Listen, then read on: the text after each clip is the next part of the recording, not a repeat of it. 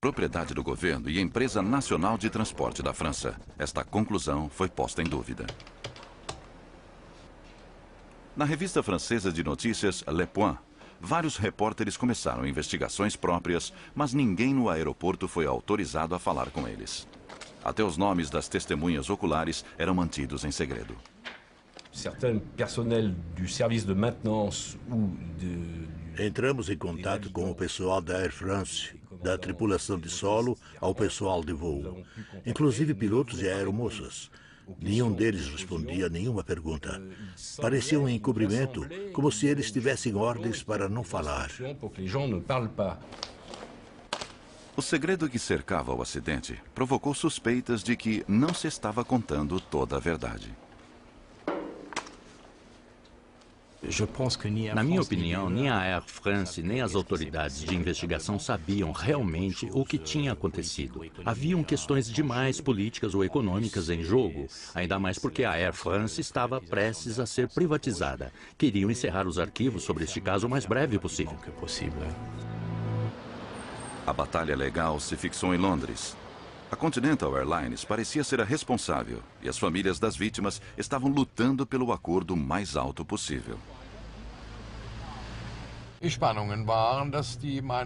A situação era muito tensa. Parecia que não se poderia conseguir um acordo fora dos tribunais. Havia um risco muito alto de que teríamos de enfrentar um processo legal num tribunal norte-americano. Um processo legal nos Estados Unidos é algo que toda companhia de seguros europeia quer evitar. Os tribunais americanos tendem a conceder acordos muito mais altos do que aqueles na Europa. Ainda que a Continental Airlines fosse oficialmente responsável pelo acidente, eles não teriam que cobrir a soma integral. A Air France também teria sua parcela.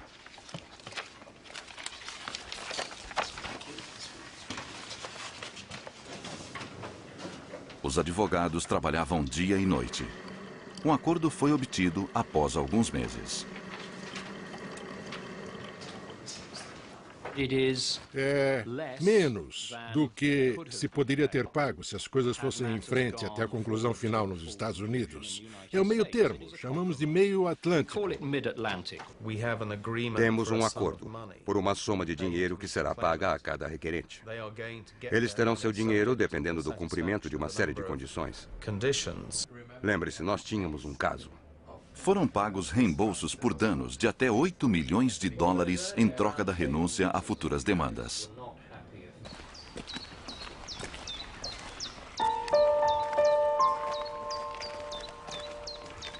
Todas as famílias das vítimas aceitaram o acordo, antes mesmo de o relatório final do inquérito estar concluído.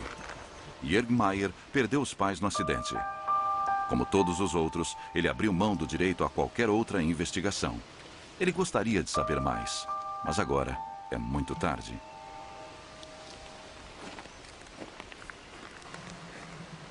Schuldfrage ist lange Zeit außen vor gelassen worden.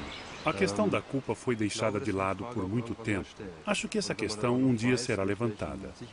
Se todas as medidas de segurança que poderiam talvez ter evitado o acidente tivessem sido usadas, o desastre não teria acontecido. Isso me incomoda, me deixa zangado. No fim, a questão da culpa tem de ser considerada.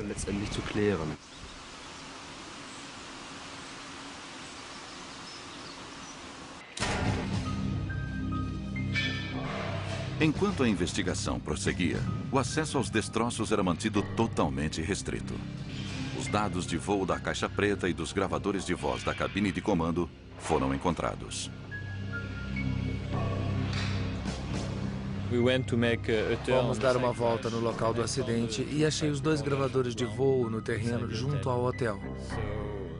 Aí, a polícia veio e selou os gravadores de voo. E mais ou menos às 11 da noite, fomos para a BEA e começamos a fazer a leitura dos gravadores de voo.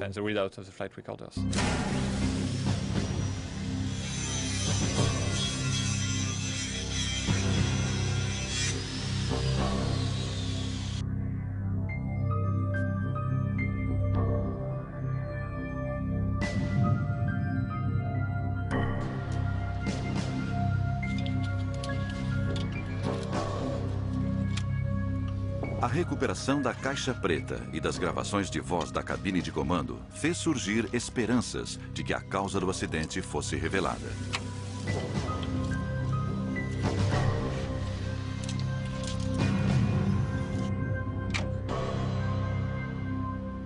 Após filtrar o ruído com um computador, as gravações forneceram um relato arrepiante dos últimos segundos do voo.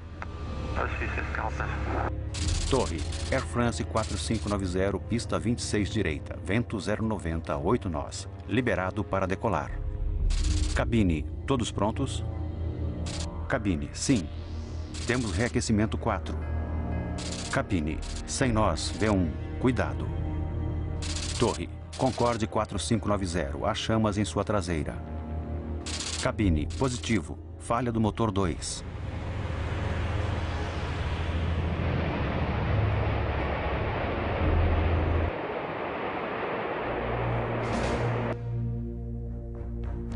Os dados das gravações do voo pareciam confirmar a teoria inicial do acidente. O Concorde pegou fogo num ponto em que estava muito rápido para abortar a decolagem, mas muito devagar para um voo estável.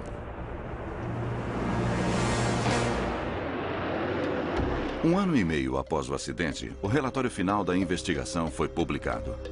A esta altura, todas as famílias tinham sido pagas conforme o acordo e o caso estava encerrado.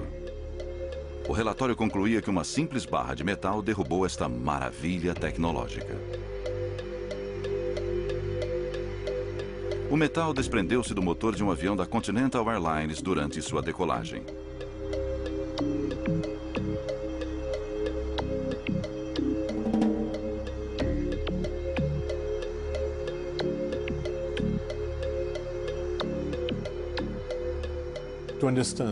Para entender este acidente, para entender o incêndio, é preciso entender os vários passos do acidente.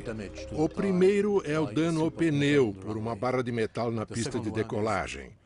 O segundo são blocos soltos do pneu. Blocos pesados do pneu que atingem a asa, que também é um tanque.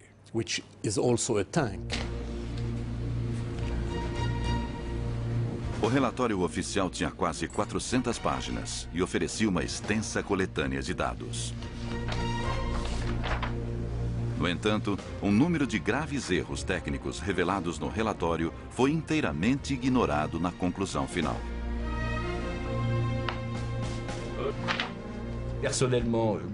Pessoalmente, voei no Concorde várias vezes, mas depois do acidente, não voei de novo nem de graça. Fiquei com medo, justificado ou não.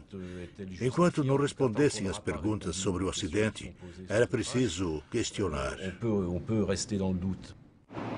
A aeronave supersônica ficou pousada por mais de um ano. A fim de recuperar sua licença, a Air France e a British Airways empreenderam a maior reforma já feita em sua frota de Concordes. Painéis de Kevlar ou aramida foram inseridos nos tanques de combustível para torná-los seguros. Novos pneus foram produzidos que, em caso de acidente, se tornariam pequenos pedaços inofensivos. As duas companhias aéreas estavam dispostas a pagar o preço que fosse para manter o Concorde operando. No total, gastaram-se 150 milhões de dólares em modificações de segurança. Em 7 de novembro de 2001, o novo Concorde estava de volta à pista de decolagem. As companhias aéreas estavam desesperadas para esquecer o acidente e encarar o futuro.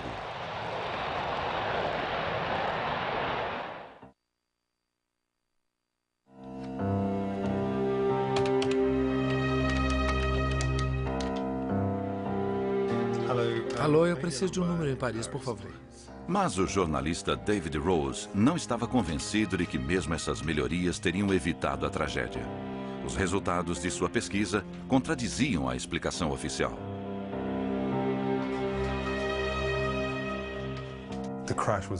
O acidente era evitável. Mesmo que o avião fosse atingido por um pedaço de metal na pista de decolagem, o pneu tivesse estourado, o fogo começasse, os motores começassem a falhar, se outros erros não fossem cometidos, esse avião poderia com total probabilidade ter pousado em segurança. As conclusões de Rose concentravam a culpa na Air France. Ele questionava seu papel na investigação.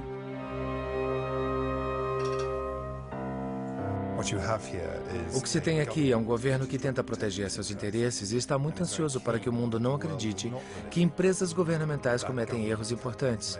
Mas eu acho que quanto mais se analisa isto, há mais erros muito graves que foram cometidos pelo Departamento de Manutenção da Air France, depois pelo piloto no dia do acidente. De acordo com Rose, os problemas começaram durante a última inspeção do trem de pouso.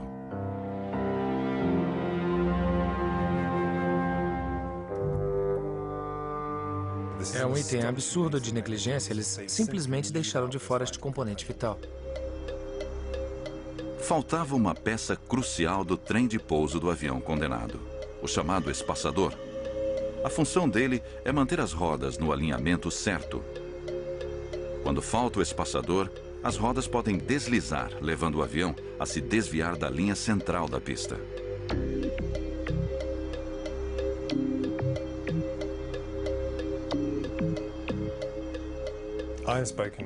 Eu falei com um razoável número de tripulações de voo e tripulações de solo dos dois lados do Canal da Mancha. Alguns deles ainda trabalham para as companhias aéreas, alguns saíram e podem falar. O pessoal do Concorde, todos eles concordam com as conclusões do meu relatório. Rose está convencido de que o acidente foi resultado de erro humano e poderia ter sido evitado. John Hutchinson concorda com Rose. Ele foi piloto de Concorde na British Airways durante 15 anos. O fato do espaçador estar faltando no trem de pouso esquerdo, na verdade, foi identificado por um dos engenheiros de solo da equipe da British Airways, que se apresentara para ajudar no local do acidente. E ele chamou a atenção das autoridades francesas para esse espaçador que faltava. E, subsequentemente, esse espaçador foi encontrado num hangar. Hutchinson acredita que mero descuido durante a manutenção em Paris pode ter posto a vida dos passageiros e tripulação em perigo desde o início.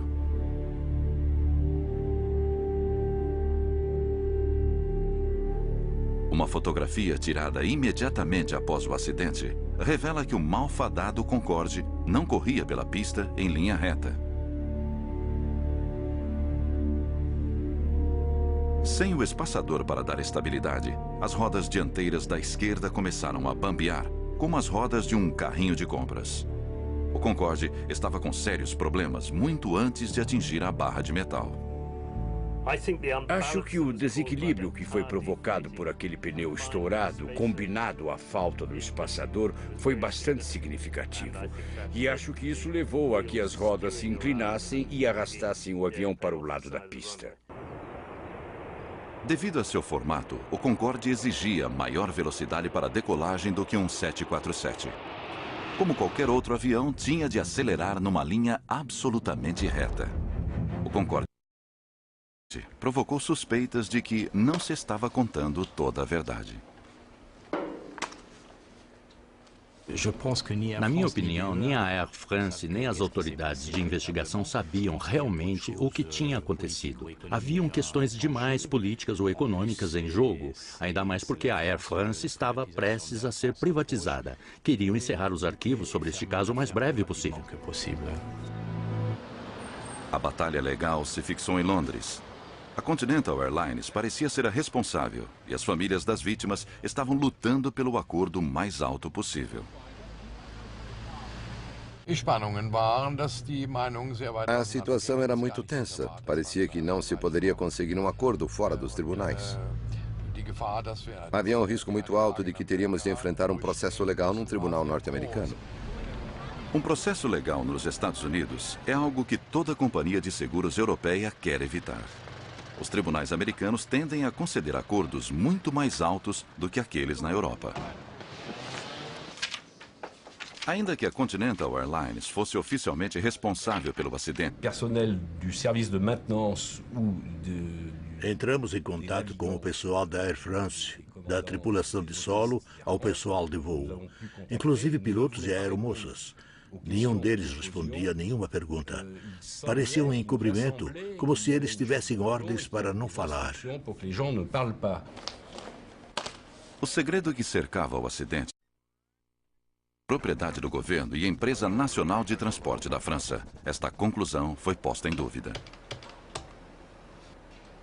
Na revista francesa de notícias Le Point, vários repórteres começaram investigações próprias, mas ninguém no aeroporto foi autorizado a falar com eles. Até os nomes das testemunhas oculares eram mantidos em segredo.